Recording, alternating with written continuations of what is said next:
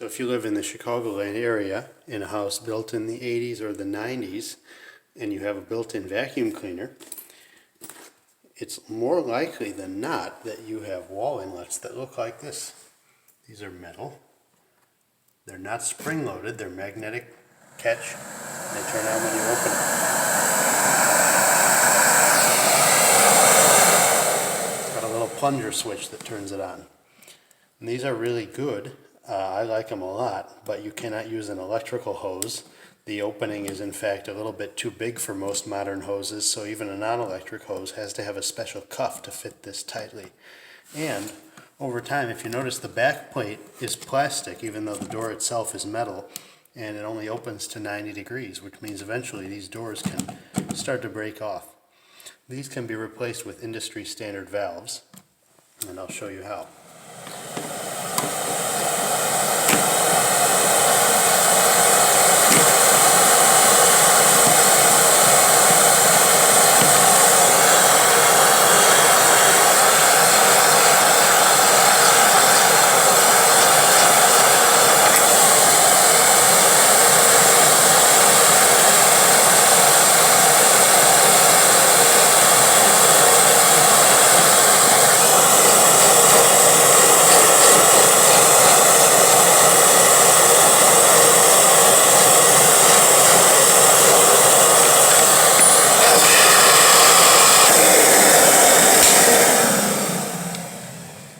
Here's what the back plate looks like. It has a flange 90-degree elbow with a gasket and a metal plate with two speed nuts. And these are for 1/4-20. You saw that the bolts are 1/4-20 with a round head to them. The inlet valves that we're going to use are vacuum valves. We like these. They are cost effective and durable. They are industry standard size, and they have the double contacts so that you can use an electrical or a switched on-off hose. And importantly, they are also slightly larger to cover the paint line of the old inlets. A couple of things. First of all, our wiring, that's going to be easy. We don't need the quick connectors anymore. We're going to get rid of those.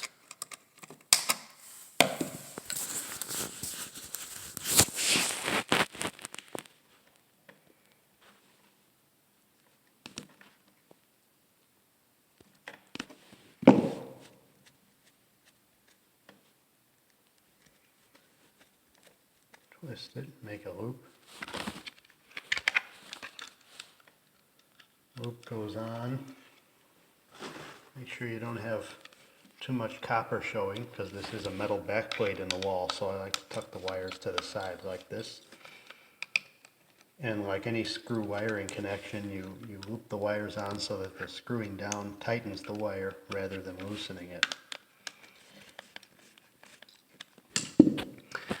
This mounting plate has a nice gasket in here. It's still resilient, and so we should not have a problem getting this to seal. In some cases, we will need to put just a couple wraps of vinyl electrical tape tightly around the neck here to get this to seal, but we haven't had to do that here. So the only other consideration is the screws. We cannot use these screws because the head will not fit under the valve door.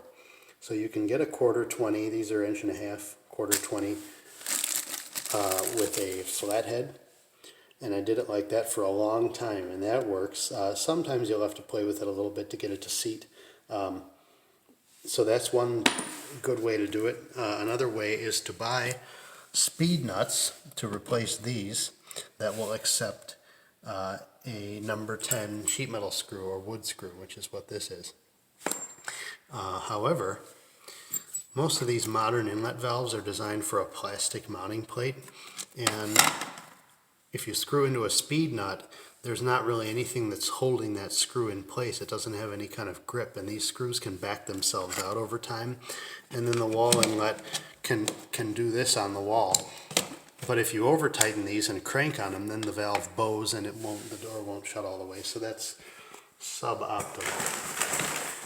So ideally, you would want a little plastic insert that would retain that screw a little bit. Well, here's our inlet conversion screw retainer kit. Comes in a bag of 1,000 in the electrical aisle at Home Depot.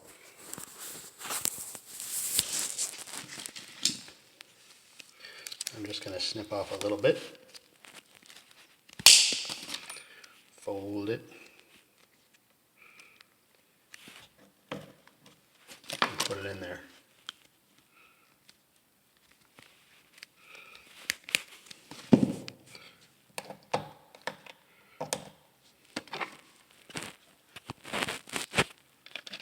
Probably if you had asked me 5 years ago about doing it this way, I would have thought that that was janky and jerry-rigged and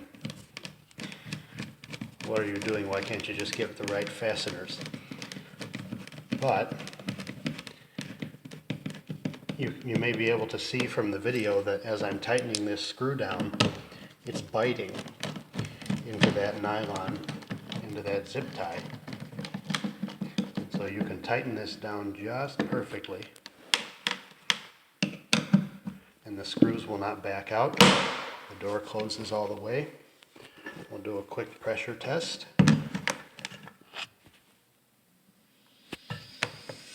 We're listening more than we're actually reading the gauge, but okay, this one is going to need a little tape, so we're going to put some tape on the valve body.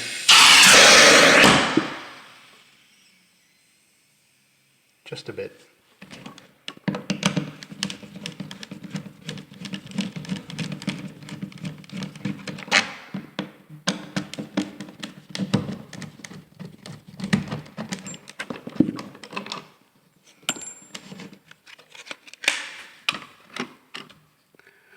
Let's see, or we can just add 2 screws to compress this gasket a little bit more.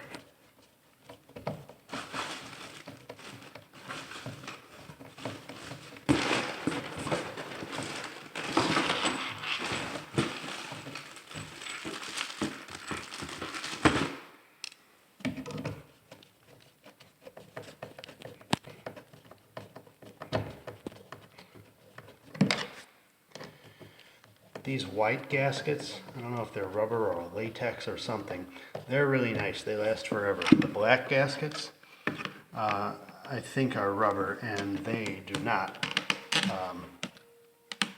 They're not resilient enough to take an old valve out and put a new valve in where the neck is even a slightly different size. They just don't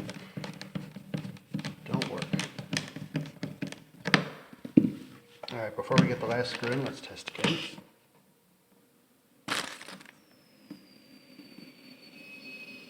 Okay, we've got total silence from this one, which is good. That means we're done. And I can go on to the next one.